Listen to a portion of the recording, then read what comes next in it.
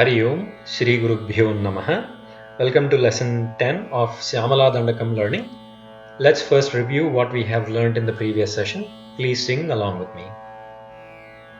Bhakti bhajam param shreyase kalpase yoginam manase dyotase छन्दसामोजसा भ्राजसे गीतविद्या विनोदाति तृष्णेन कृष्णेन सम्पूज्यसे भक्तिमच्चेतसा वेधसा स्तूयसे विश्वहृद्येन वाद्येन विद्याधरैर्गीयसे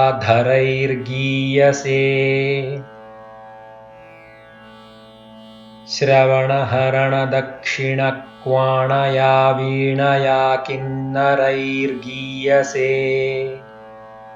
यक्षगन्धर्वसिद्धाङ्गनामण्डलैरर्च्यसे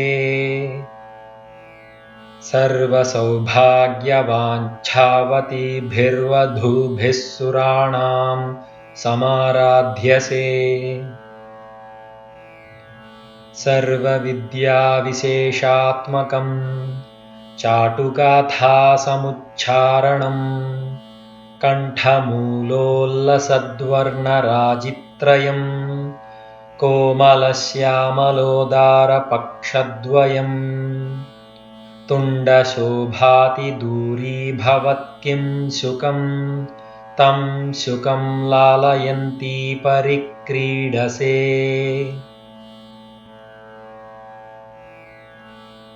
Excellent work. Now let's get started with session 10. First I will say 1 to 2 words. Please repeat after me. Panipadmadvaye Nakshamala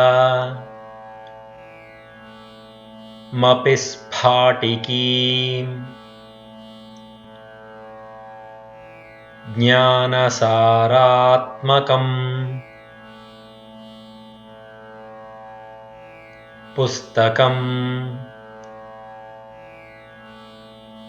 चाङ्कुशं पाशमाबिभ्रति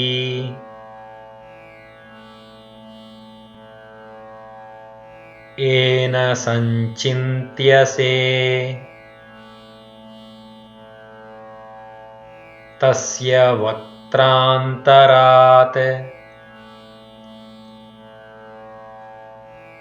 गद्यपद्यात्मिका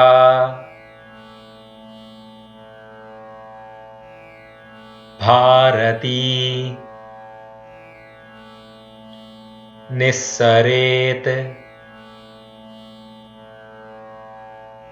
येन वा यावकाभाकृतिर्भाव्यसे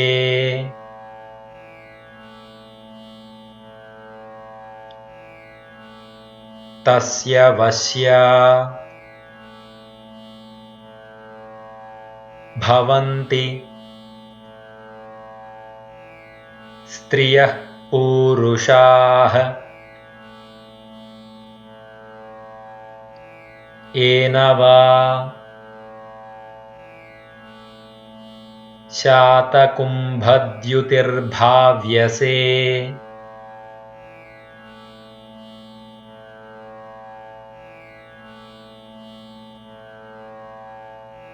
सोऽपि लक्ष्मीसहस्रैः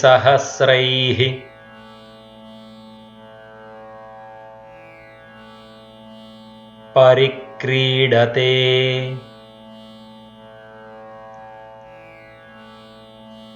किं न सिद्ध्येद्वपुः श्यामलं कोमलं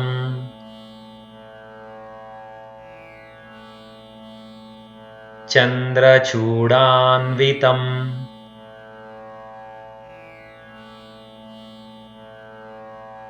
तावकं ध्यायतः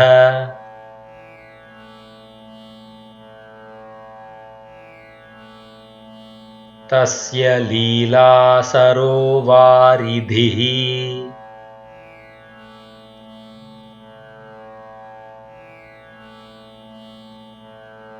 तस्य केळीवनम्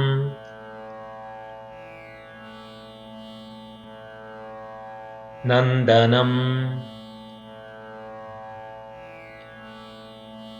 तस्य भद्रासनम्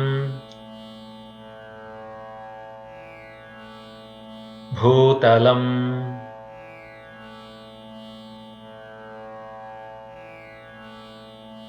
तस्य वाग्देवता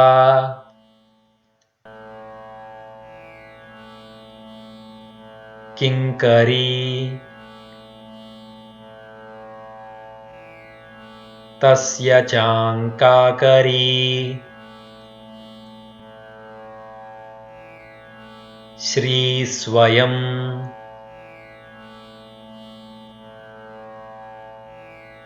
सर्वतीर्थात्मिके सर्वमन्त्रात्मिके सर्वतन्त्रात्मिके सर्वचक्रात्मिके सर्वशक्त्यात्मिके सर्वपीठात्मिके सर्वतत्त्वात्मिके सर्वविद्यात्मिके सर्वयोगात्मिके सर्वनादात्मिके सर्ववेदात्मिके सर्वशब्दात्मिके सर्वविश्वात्मिके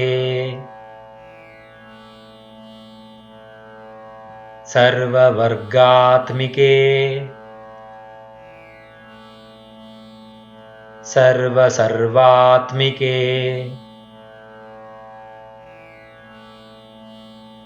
सर्वगे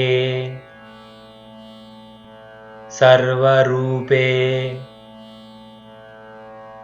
जगन्मातृके पाहि मां पाहि मां पाहि मां देवि तुभ्यं नमो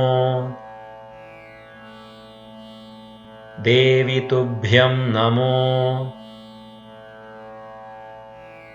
देवि तुभ्यं नमः।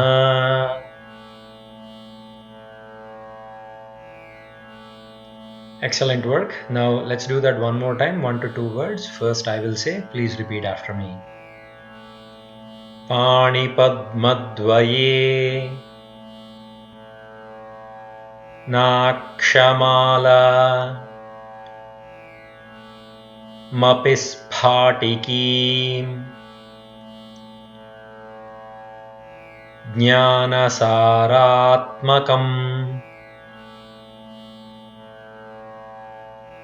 पुस्तकं चाङ्कुशं पाशमाबिभ्रति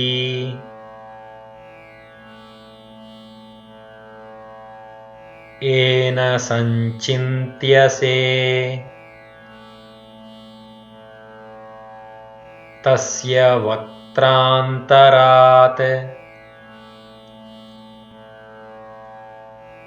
गद्यपद्यात्मिका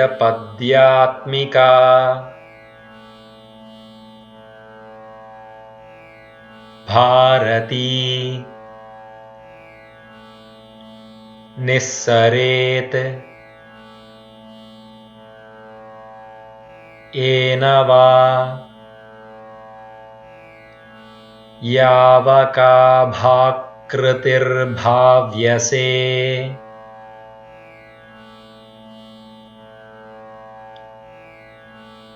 तस्य वश्या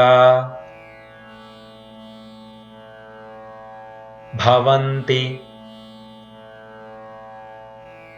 स्त्रियः पूरुषाः येन वा शातकुम्भद्युतिर्भाव्यसे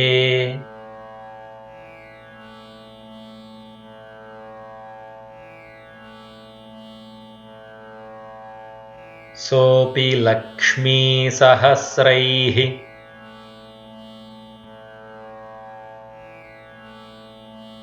परिक्रीडते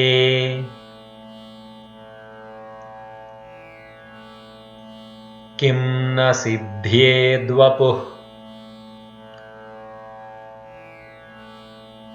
श्यामलं कोमलम्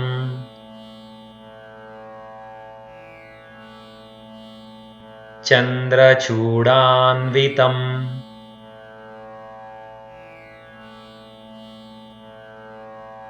तावकं ध्यायतः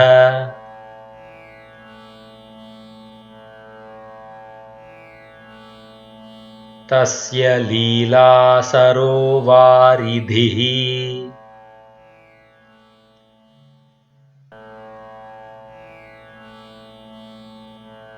तस्य केळीवनम्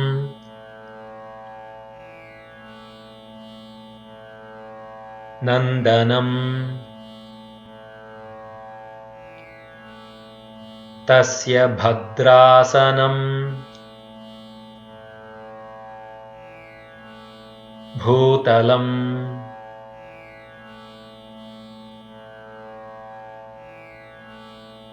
तस्य वाग्देवता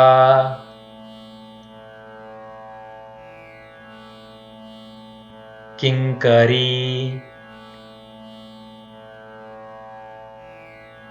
तस्य चाङ्काकरी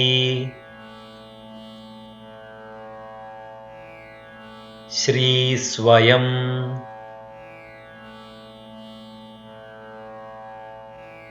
सर्वतीर्थात्मिके सर्वमन्त्रात्मिके सर्वतन्त्रात्मिके सर्वचक्रात्मिके सर्वशक्त्यात्मिके सर्वपीठात्मिके सर्वतत्त्वात्मिके सर्वविद्यात्मिके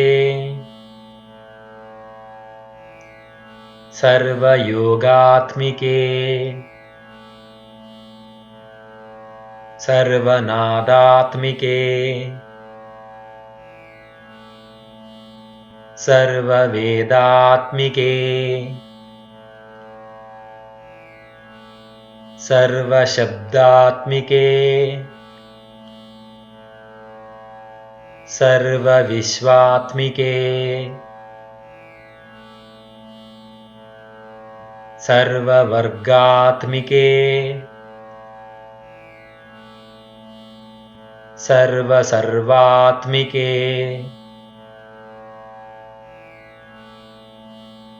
सर्वगे सर्वरूपे जगन्मातृके पाहि मां पाहि मां पाहि मां देवि तुभ्यं नमो देवि तुभ्यं नमो देवि तुभ्यं नमः।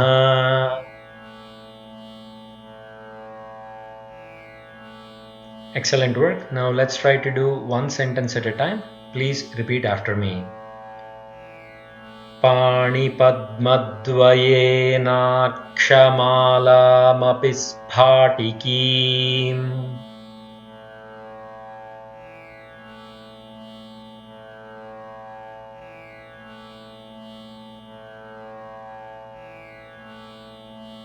ज्ञानसारात्मकं पुस्तकम्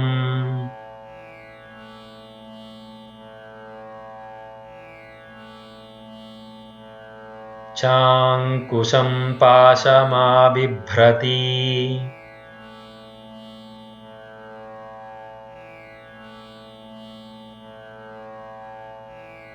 येन सञ्चिन्त्यसे तस्य वक्त्रान्तरात् गद्यपद्यात्मिका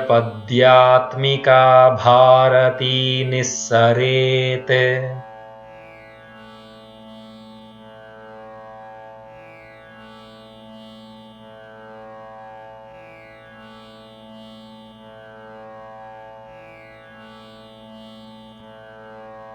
येन वायावका भाक्कृतिर्भाव्यसे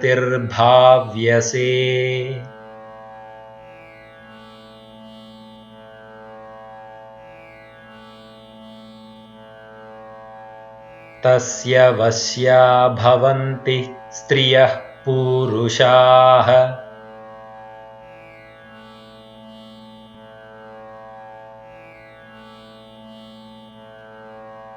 येन वा शातकुम्भद्युतिर्भाव्यसे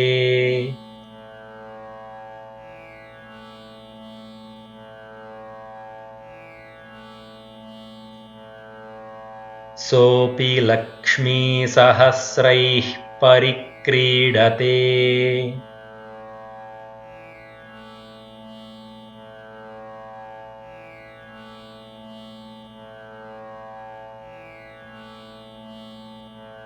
किं न सिद्ध्येद्वपुः श्यामलं कोमलम्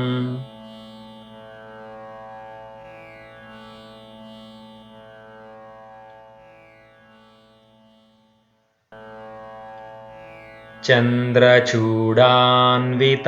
तावकं ध्यायतः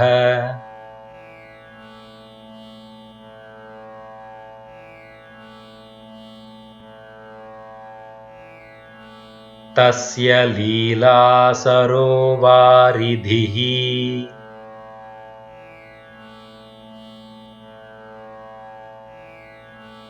तस्य केळीवनं नन्दनम्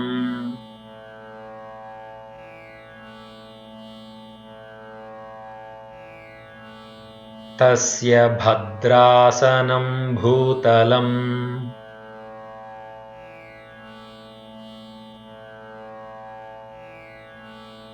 तस्य वाग्देवता किङ्करी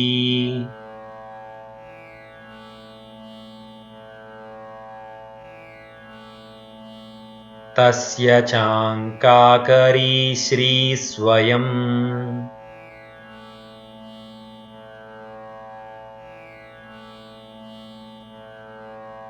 सर्वतीर्थात्मिके सर्वमन्त्रात्मिके सर्वतन्त्रात्मिके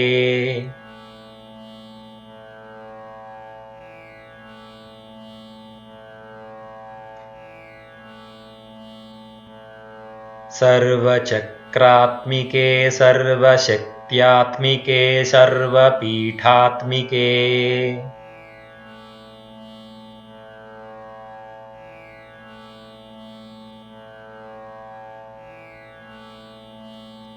सर्वतत्त्वात्मिके सर्वविद्यात्मिके सर्वयोगात्मिके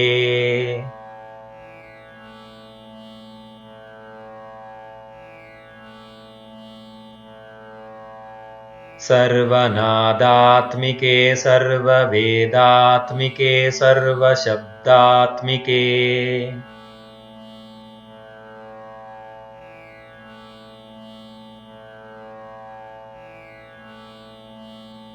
सर्वविश्वात्मिके सर्ववर्गात्मिके सर्वसर्वात्मिके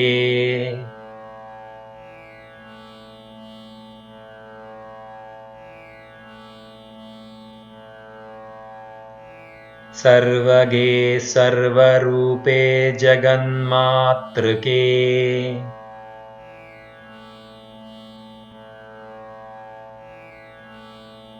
पाहि मां पाहि मां पाहि माम्।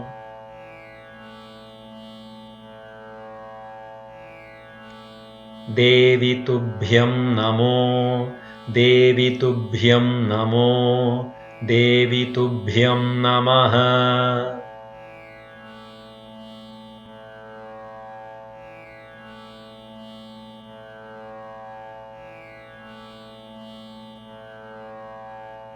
Excellent work. Now let's do the slokas together. Please sing along with me. पाणिपद्मद्वयेनाक्षमालामपि स्फाटिकीम् ज्ञानसारात्मकं पुस्तकम् चाङ्कुशं पाशमाबिभ्रती येन सञ्चिन्त्यसे तस्य वक्त्रान्तरात् गद्यपद्यात्मिका भारती निःसरेत् येन वा यावका भाकृतिर्भाव्यसे तस्य वश्या भवन्ति स्त्रियः पूरुषाः येन वा शातकुम्भद्युतिर्भाव्यसे सोऽपि लक्ष्मीसहस्रैः परिक्रीडते किं न सिद्ध्येद्वपुः श्यामलं कोमलं चन्द्रचूडान्वितं तावकं ध्यायतः तस्य लीलासरोवारिधिः तस्य केळीवनं नन्दनम् तस्य भद्रासनं भूतलं तस्य वाग्देवता किङ्करी तस्य चाङ्काकरी श्रीस्वयम् सर्वतीर्थात्मिके सर्वमन्त्रात्मिके सर्वतन्त्रात्मिके सर्वचक्रात्मिके सर्वशक्त्यात्मिके सर्वपीठात्मिके सर्वतत्त्वात्मिके सर्वविद्यात्मिके सर्वयोगात्मिके सर्वनादात्मिके सर्ववेदात्मिके सर्वशब्दात्मिके सर्वविश्वात्मिके सर्ववर्गात्मिके सर्वसर्वात्मिके सर्वगे सर्वरूपे जगन्मातृके पाहि मां पाहि मां पाहि माम्। देवि तुभ्यं नमो देवि तुभ्यं नमो देवि तुभ्यं नमः। Excellent work. With this, we will conclude the individual lessons for Shyamala Dandakam learning. The final lesson is the full recital. I will add the full recital link, YouTube link, in the description box below. So keep chanting and stay blissful. Sarvam Shri Krishnarpanamastu. Shri Gurubhyo Namaha.